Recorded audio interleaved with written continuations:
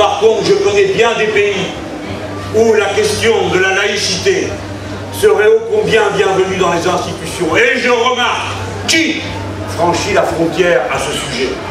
Savez-vous, camarades, que le camarade Mohamed Brahmi, qui a été assassiné il n'y a pas longtemps, était un musulman pratiquant et partisan de la séparation des églises et de l'État, assassiné en Tunisie.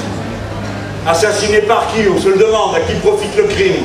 Certainement pas au laïc. Le camarade Choukri Belaïd aussi a été assassiné.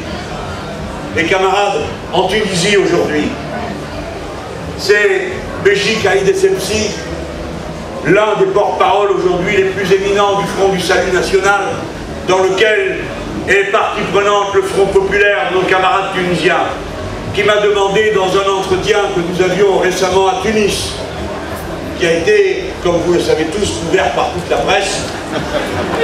Il y avait une manifestation totalement insignifiante d'environ 100 000 personnes, où l'on m'a donné la parole, et nous avons rencontré absolument tout le monde, à commencer par les dirigeants du syndicat UGTT, qui sont aujourd'hui ceux qui sont en train de réorganiser les conditions de la démocratie en Tunisie. Eh bien, camarades, Béchik Haïd Essebsi me disait, mais, en se moquant de moi, je ne sais pas pourquoi, il me dit, mais qu'est-ce qui se passe chez vous? Le Parti Socialiste Islamiste? Et pourquoi vous me dites ça? Eh bien parce que, me dit-il, ici, le Parti Socialiste, c'est-à-dire en Tunisie, le Parti Socialiste, mes camarades, gouverne avec Ennahda, le parti religieux. Le Parti Socialiste, soutenu par Paris, gouverne avec les religieux qui sont entrés en politique. Voilà la vérité. Et comme tout à l'heure je vous parlais de cet étrange rassemblement des grands démocrates représentant le Qatar, l'Arabie Saoudite et les Émirats Arabes Unis, on finit par se poser des questions, non, quand même, de se dire, mais qu'est-ce qu'on fout avec tous ces gens qui défendent un État politique religieux? Parce que c'est le cas de ces trois-là, c'est le cas des Turcs qui étaient là aussi, et en Tunisie, ils gouvernent avec eux. Donc, je vous le dis, il y a grand danger avec ces gens qui, étant passés dans le camp du libéralisme, ne voient plus que la circulation des marchandises et la liberté des marchandises de circuler, et oublient les autres principes politiques. Alors, nous n'avons aucune leçon à recevoir d'eux, ni en matière de démocratie, ni en matière de laïcité. Aucune.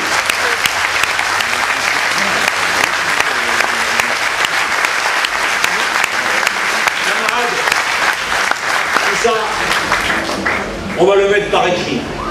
Ne perdez jamais de vue où vous en êtes. Vous êtes à ce moment de l'histoire où la chaîne va se rompre. On ne sait pas où, mais elle va rompre. Est-ce en Grèce? Est-ce au Portugal? Est-ce en Espagne? Est-ce ici? Est-ce en Allemagne? Elle va rompre.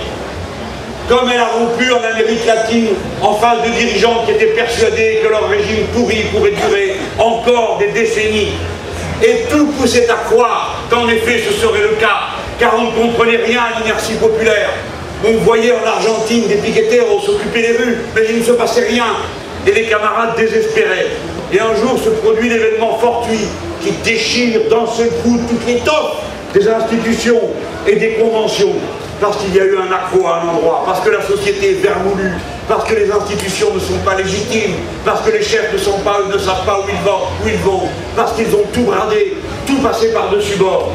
C'est ça la période historique dans laquelle vous êtes. Le travail que nous avons à accomplir à cette heure, c'est de préparer méthodiquement notre peuple à ce rendez-vous. La France ne restera pas sous domination libérale. Ne le croyez pas. Le peuple français, à un moment ou à un autre, va se mettre de la partie.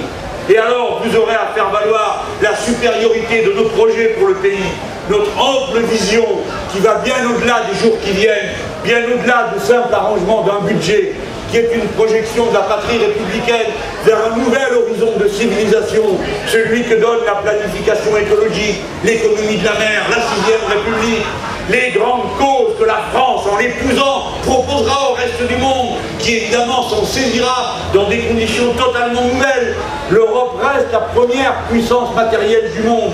Et si nous renversons le rapport de force par un seul de nos pays, alors la contagion aura lieu. C'est ce moment que vous préparez.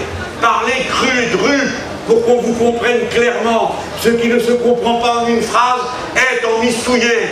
Et nous sommes ceux qui parlent cru et cru pour que tout le monde comprenne. Ne vous occupez pas. Ne vous occupez pas des commentaires de belles personnes. Vous sentirez toujours le hareng pour eux. Toujours ils vous mépriseront.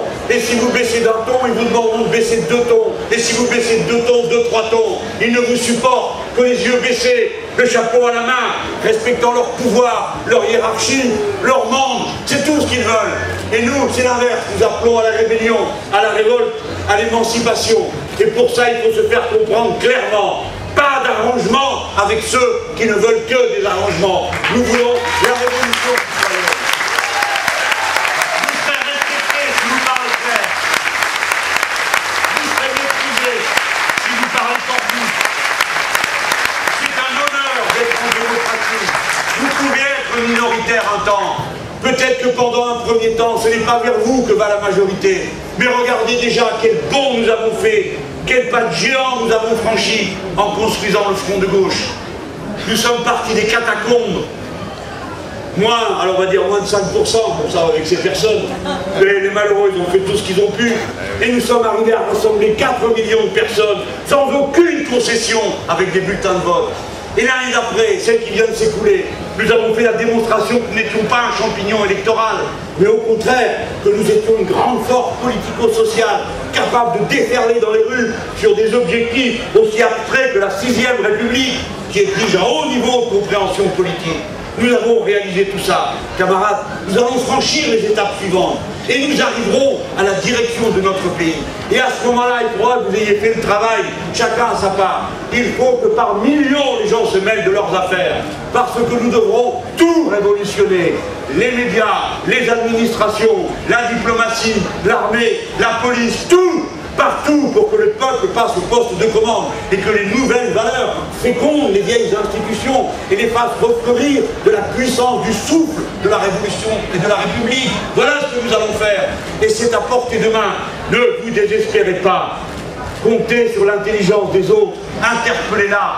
Faites lire, expliquer, regrouper, tête par tête. Il n'y a pas de petites tâches. Chaque fois que vous en convainquez une, que vous en convainquez un, la cause, ce n'est pas de géant. Car le moment venu, nous aurons besoin de nous appuyer sur cette grande force, éduquée, nombreuse, autodisciplinée, celle qui s'est rassemblée quand on lui a dit « écoutez la consigne, n'attendez pas les consignes ». Ça ne veut pas dire qu'il n'y en a pas. Hein. N'attendez pas qu'elle arrive.